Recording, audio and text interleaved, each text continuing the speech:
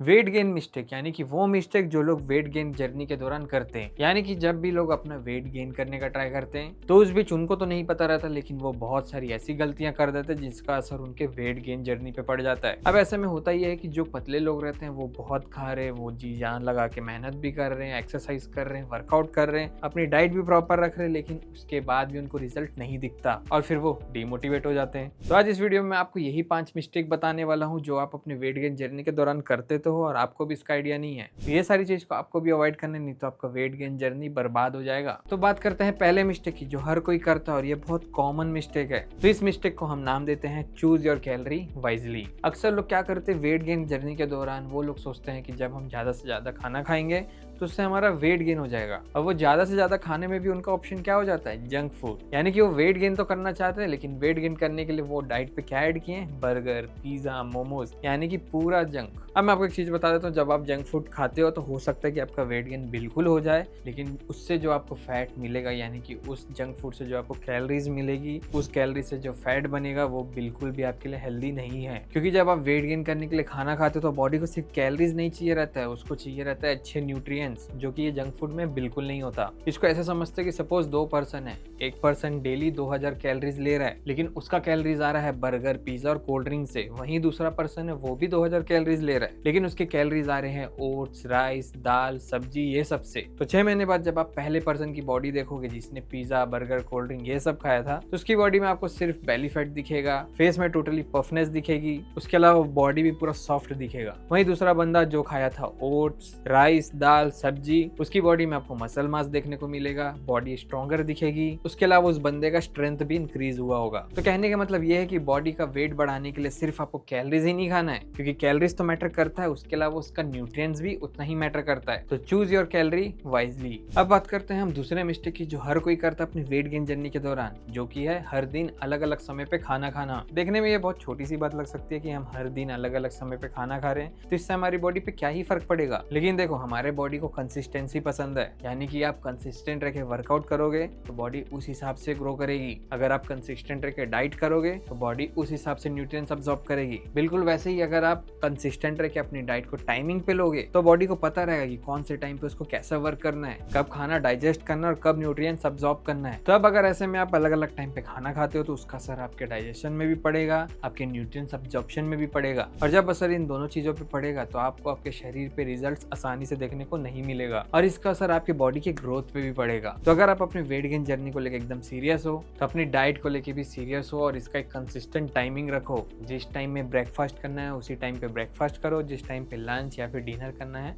उसी टाइम पे लंच और डिनर करो, क्योंकि बॉडी को सरप्राइजेस नहीं पसंद। तो अगर आज तुम 8 बजे ब्रेकफास्ट कर रहे हो और अगले दिन तुम कर रहे हो 10 बजे ब्रेकफास्ट, तो उस केस में आपका 10 बजे किया हुआ ब्रेकफास्ट का कोई मतलब नहीं देने वाला। तो अगर तुम भी ये गलती करते हो तो इस गलती को सुधारो और अपने खाने के टाइम को एकदम कंसिस्टेंट रखो। अब तीसरे मिस्टेक की बात करते हैं जो कि है प्रोटीन इंटेक पूरा नहीं करना। लोग अक्सर वेट गेन करने के चक्कर में अपने खाने पे सिर्फ कैलोरीज देखते हैं। वो सोचते हैं हम जितना कैलोरीज खाएंगे उतना ही वेट गेन होगा, जो कि सही भी है, लेकिन सिर्फ कैलोरीज ही आपके शरीर को नहीं चाहिए आपका वेट गेन करने के लिए। इसको ऐसे समझो कि हमारी बॉडी के अंदर है फैट जो कि आपको एनर्जी देता है। एनर्जी किस चीज के लिए देता है, तो हम जो भी वर्क करते हैं, हमारा सांस लेने से लेके हमारे बॉडी का मूवमेंट होते तक जो भी एनर्जी लगती है वो सब एनर्जी आपको मिलती है फैट से, और फैट बनता है कैलोरीज से। लेकिन फैट के साथ साथ हमारी बॉडी पे मसल का होना भी बहुत ज्यादा इंपॉर्टेंट है, और वो मसल आता है प्रोटीन से। अब अगर शरीर में प्रोटीन नहीं होगा या फिर प्रोटीन की कमी होगी तो आपका मसल नहीं बनेगा, यानी कि आपके शरीर में पूरी तरीके से फैट ही स्टोर हो जाएगा। और अगर आपके शरीर पे पूरा फैट स्टोर हो गया तो उसके बाद आप देखने में मोटे लगोगे, आपका बेली फैट बढ़ा हुआ दिखेगा और आपकी पूरी बॉडी सॉफ्ट लगेगी। इसलिए बहुत जरूरी हो जाता है कि जितना आप वेट गेन कर रहे हो उसमें मसल मास भी उतना ही हो, यानी कि अपने खाने पे अपने बॉडी वेट के हिसाब से प्रोटीन जरूर रखें। अब आपको कितना प्रोटीन रखना है, तो अगर आपका एम है कि बॉडी बिल्डर जैसे आपको बॉडी बनानी है तो उस केस में आप अपने बॉडी के हिसाब से इंटू 2 कर लो। जैसे सपोज किसी बंदे का वेट है 60 kg, तो वो करेगा इंटू 2 तो उसका आ जाएगा 120, यानी कि उसको 120 ग्राम प्रोटीन खाना है। लेकिन अगर आपका एम बॉडी बिल्डिंग नहीं है तो उस केस में आप इसको इंटू 1 भी कर सकते हो, यानी कि किसी बंदे का वेट है 60 kg तो वो 60 इंटू 1 तो वो 60 ग्राम ही प्रोटीन खाएगा। 60 ग्राम प्रोटीन खा के वो फिट रह सकता है। तो अगर आप भी सिर्फ कैलोरी ही खा रहे हो अपना वेट गेन करने के लिए, तो उसमें आज ही प्रोटीन जरूर ऐड करो। अब बात करते हैं चौथे मिस्टेक की, जो कि है वर्कआउट में प्रोग्रेस नहीं करना। बहुत लोग वेट गेन जर्नी के दौरान वर्कआउट तो करते हैं, लेकिन वर्कआउट में कोई प्रोग्रेस नहीं करते। अगर वो आज 5 किलो का डंबल उठा रहे हैं तो आज से 3 हफ्ते बाद भी वो सिर्फ 5 किलो का ही डंबल उठा रहे हैं। तो अब ऐसे में होता ही है कि आपकी बॉडी को आदत हो जाती है वही 5 किलो का डंबल उठाने की, और बॉडी उस चीज को अडेप्ट कर लेती है। अडेप्ट कर लेती है मीन्स आपकी बॉडी एक कंफर्ट जोन पे चले जाती है। तो अब बॉडी को पता है कि उसे सिर्फ 5 किलो ही उठाना है, उसको कोई चैलेंजेस नहीं मिल रहा, कोई सरप्राइजेस नहीं मिल रहा, तो आपकी बॉडी सक्षम होगी सिर्फ 5 किलो डंबल उठाने में। और फिर जब आप प्रोग्रेस करने का ट्राई भी करोगे तो आप देखोगे कि वो आपके लिए बहुत डिफिकल्ट हो गया है। इसलिए जब भी आप वर्कआउट करते हो तो हमेशा मेक श्योर ये करो कि आप टाइम टू टाइम अपने वर्कआउट में प्रोग्रेस करते रहो। वर्कआउट प्रोग्रेस करने का एक फायदा ये भी होता है कि आपके मसल्स टूटने लगते हैं। जितना हैवी वर्कआउट उतना आपके मसल टूटेंगे, और जब मसल टूटेंगे और बॉडी पे न्यूट्रिएंट्स अच्छे से मिलेगा तो वो बॉडी फिर आपके मसल को रीग्रोथ करेगी, और इस बार रीग्रोथ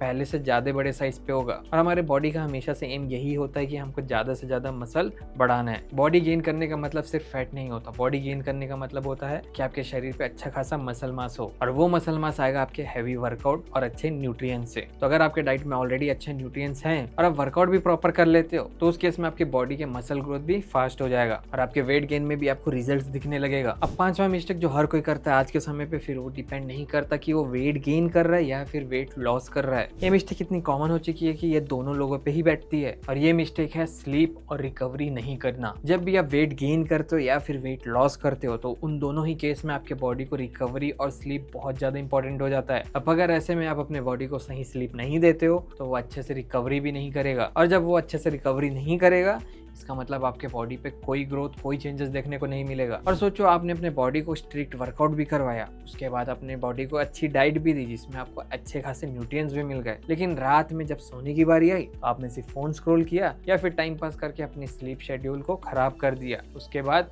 आपकी बॉडी पे कोई चेंजेस नहीं दिखेगा, कोई रिकवरी नहीं मिल रही है बॉडी को, तो ऐसे में आप भी डिमोटिवेट हो जाओगे और आपको यही लगेगा कि बॉडी पे रिजल्ट दिख क्यों नहीं रहा। तो टाइम से सो और अपने बॉडी को अच्छी रिकवरी दो। अब लास्ट में जाने से पहले एक बोनस टिप मैं आपको यही देना चाहूंगा कि वेट गेन हो या फिर हो वेट लॉस, इन दोनों ही केस में क्रिएटिन बहुत अच्छा सप्लीमेंट है। क्रिएटिन आपके मसल में एक मॉलिक्यूल्स होता है जो आपके मसल को एनर्जी देता है, जिसको बोलते हैं एटीपी, उसको सपोर्ट करता है। तो अगर आप क्रिएटिन नहीं ले रहे हो तो उसको आप जरूर से अपने डाइट पे ऐड कर सकते हो। और डाइट का मतलब ये नहीं है कि इसको आपको अपने खाने के साथ खाना है, इसको आप प्री वर्कआउट और पोस्ट वर्कआउट दोनों ही ले सकते हो। क्रिएटिन एक अच्छा सप्लीमेंट है और इसके कोई साइड इफेक्ट नहीं है, तो अगर आप इसको ऐड कर सकते हो तो मैं आपको बिल्कुल रेकमेंड करूंगा कि इसको अपने रूटीन पे ऐड कर लो। बाकी उम्मीद है इस वीडियो से आपको पता चल गया होगा कि क्या मिस्टेक आपको नहीं करना है वेट गेन करने के लिए। बाकी वीडियो अच्छी लगी तो लाइक कर देना, चैनल पे नहीं तो कर देना सब्सक्राइब। मैं आपको मिलूंगा ऐसी नेक्स्ट इन्फॉर्मेटिव वीडियो के साथ, तब तक के लिए बाय बाय।